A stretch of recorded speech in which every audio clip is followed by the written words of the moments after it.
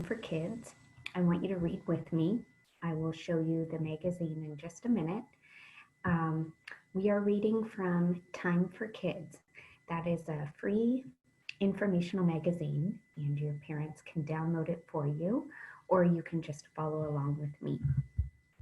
I will share the screen and then we'll get started reading this issue of Time for Kids. I think you'll really like it.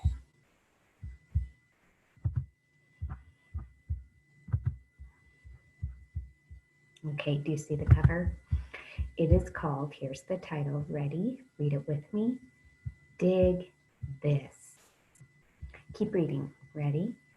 See how an archaeologist uncovers the past. And then I will zoom in so we can read the caption together. This woman here is outside writing on a notebook, and I can infer that she must be an archaeologist. Do you know what that is? I bet we find out. Ready? Read with me. Anna Semin is an archaeologist. Here, she takes notes on a dig in Georgia. Now, I believe that Georgia is one of the states in the United States. It's in the southeast area of our country. And you can look that up online, as you know, to see where it is in relation to where we are. I'm going to turn the page. I will zoom out so you can see the whole thing. Okay. Just like we did with the last magazine, I want you to take a minute and just look around this whole spread. Look for something that interests you.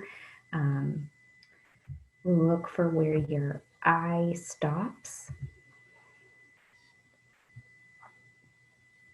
If you're like me, you really want to look at these photographs.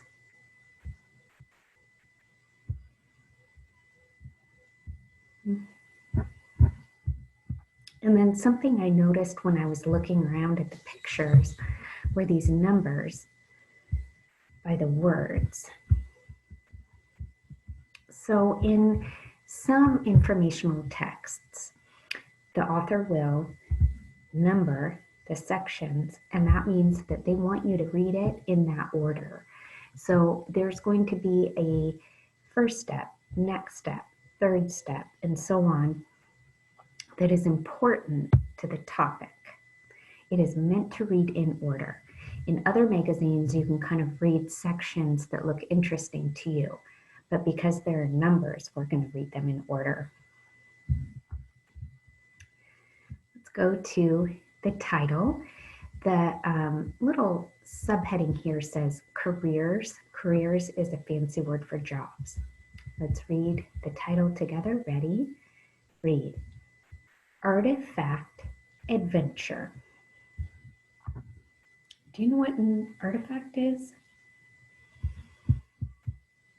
Let's see if we find out. Ready? Read with me. Anna Semin is an archaeologist. That's a person who finds and studies artifacts or objects made by people in the past. Join Time for Kids as we follow Semin on a dig and visit her in the lab by Allison Singer. Okay, so artifacts are objects. Those are both fancy word for things. And these are things made by people. They're also things made by people in the past, like a long time ago, usually. When the author of an article like this signs their name, it's called a byline. Say that with me. Ready? Byline. This is by Allison Singer. She's the author of this article. I'm going to have to zoom in for you. Okay. Remember, we're going to read this in order. First, here's our little subheading. Read it with me. Ready? Read. Finding a spot. Semin leads trips in the state of Georgia. She looks for pieces of pottery, stone, and bone. She sometimes finds old tools. These objects help her learn about past cultures. First, she and her team look for a place to dig. Here, they walk along the water. The land is suffering from erosion. As artifacts are washed away, pieces of history are lost. Okay, so as they walk along the water, this land is suffering from erosion. When the author says suffering from this, does that mean a good thing or a bad thing? Suffering is a bad thing. And remember that when a word is highlighted in Time for Kids, that tells us it's going to be defined or explained in their little glossary. Here it is. Ready? Read it with me. Erosion. Noun. The wearing away of land by water, wind, or the ice from a glacier. So let's think about that and apply it to this photograph. How has this land suffered from erosion? Was it by wind? Maybe. By water? That makes sense. What else was there? Oh, ice from a glacier?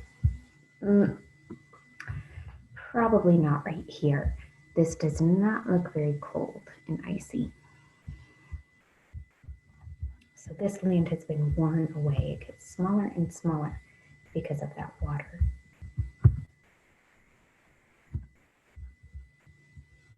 Let's read section 2. Ready? Read. Digging in. Semin and the team get to work. They mark off a digging area with brightly colored string. They use shovels, trowels, and other tools to excavate. They put the dirt through a screen. This helps them separate small artifacts from the soil. The team must be careful. Some artifacts are easily broken. After all, they can be as much as 5,000 years old. Finally, the team seals the artifacts in bags. The bags are carefully packed and sent to a lab in New York City. Okay, 2 things here. So you can see the archaeologists are digging in this area. They are using their tools to carefully dig for artifacts or things that people used a long time ago. And this word excavate is highlighted, so it's in our little glossary or dictionary. Read it with me. Ready? Read. Excavate. Verb. To dig up. Do you remember what a verb is? It's an action word. It's something that you can do. They're excavating with their small tools. Some of you know about very large ways to excavate with huge machinery. And those large machines can excavate or dig up very big pieces of dirt. These guys, these archaeologists, are just using little shovels or trowels. There was another word in here that when they find an artifact, this word, seal. They seal the artifacts in bags. Do you know what that means? So picture like a little sandwich bag, and you put the artifact in this little plastic bag and then you seal it. That means to close it so that nothing can get it in or out.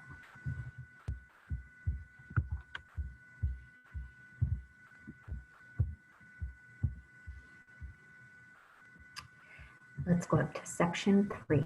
Ready? Read. Sorting and cleaning. After the dig, the lab work begins. Simmons' lab is at the American Museum of Natural History, also known as AMH, in New York City. People there sort the finds. They use tweezers to separate them. The pieces can include bones, fish scales, and bits of metal or glass. Can you believe that? I have to stop right here. So in these little bags, some of the artifacts sealed were fish scales. I did not know that fish scales last a long time. Let's keep reading. Ready? Read. Then the objects are ready to be cleaned. Wet or dry brushes are used to get the job done. So here are more tools. Here are the tweezers. And here's a brush. It looks like a toothbrush, cleaning off the very small objects. Okay, section 4. Ready? Read. Inspecting the pieces. Simmons looks at the artifacts through a microscope. Sometimes she finds specks of quartz. That's a mineral. It might have been added to the clay to help it dry. Each object tells Simmons something about the people who made or used it. Does she ever find human fingerprints in the clay? We do, she says. Okay, so she's looking at these things through a microscope. And sometimes she finds quartz. It's a mineral. Let's read it in the dictionary. Ready? Mineral. Noun. Pure natural substances that aren't from plants or animals.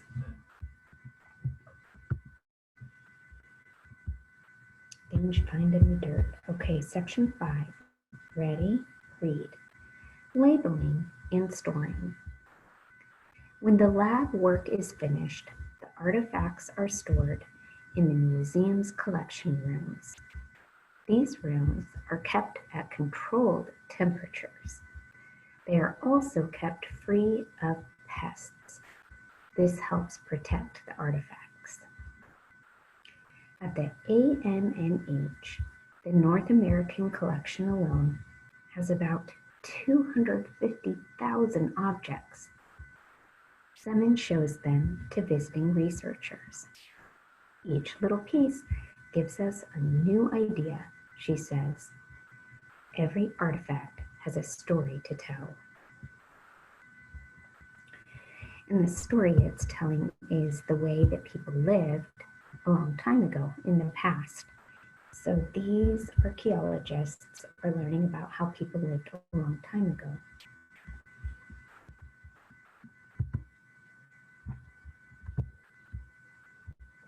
On the back,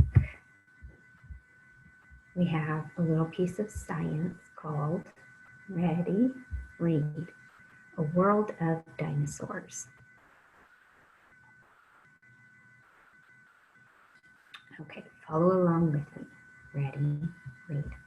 A paleontologist is someone who hunts for fossils. Paleontologists have made discoveries all over the world. They have found dinosaur bones on every continent. Have you heard of these dinosaurs?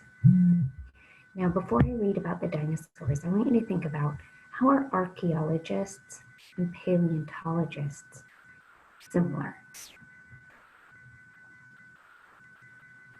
Now, if you don't know, you can look up. Remember, you can go to Google or another search engine and you can type in the word paleontologist and find out what they do, or archaeologist. Both scientists are interested in the past. Both scientists find information in digging up either artifacts or fossils. So let's read about what we found on North America. We live right there in the United States, right there. Read this with me, ready? Read, United States, Tyrannosaurus rex. Many Tyrannosaurus rex bones have been found in a rock formation in Montana. I didn't know that. Montana is 2 states over from us. Here we are. There's Idaho and then Montana. Okay, over across the Atlantic Ocean in England, the country England, also known as United Kingdom. Let's read this together. Ready? Read. United Kingdom. Iguanodon. An iguanodon fossil was first found here in 1825. Scientists are still finding iguanodon footprints here. So just like the archaeologist could sometimes see fingerprints on artifacts, paleontologists can see dinosaur footprints in their fossils. And I have not heard of the iguanodon. Have you? Okay, way over on the continent of Asia in China, we have, ready? Read it with me. Sinosauropteryx. Let's try it again. Sinosauropteryx. I wonder if I could get a little help from the internet on how to pronounce that. Let's read about it. Ready? Read. The discovery of this dinosaur taught the world something new. Dinosaurs may have had feathers. Interesting. Down here below us, or south of our continent, is South America. Way down here in Argentina, we have the Argentinosaurus. Ready? Read. This gigantic dino was first found in Argentina in 1987. Can you guess how it got its name? How did it get its name? Maybe from where it was found. Okay, over in Africa, this northwest tip of Africa in Morocco is the Spinosaurus. Ready? Read. Longer than a T-Rex, this dinosaur was first found in Morocco. It lived in water and was an excellent swimmer. If I zoom, can you see its feet and its arms? So its mouth is open here. It looks like webbed, kind of like a duck. They have skin in beneath those fingers to help them flip through the water.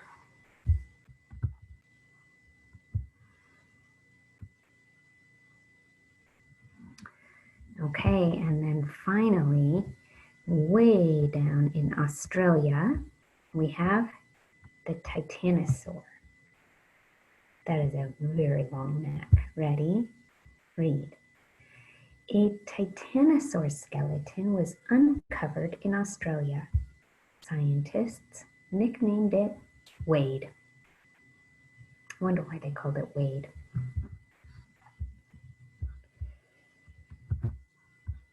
So by reading this magazine, you learned a little bit about archaeologists and paleontologists. You might have learned about some new kinds of dinosaurs and where they were found.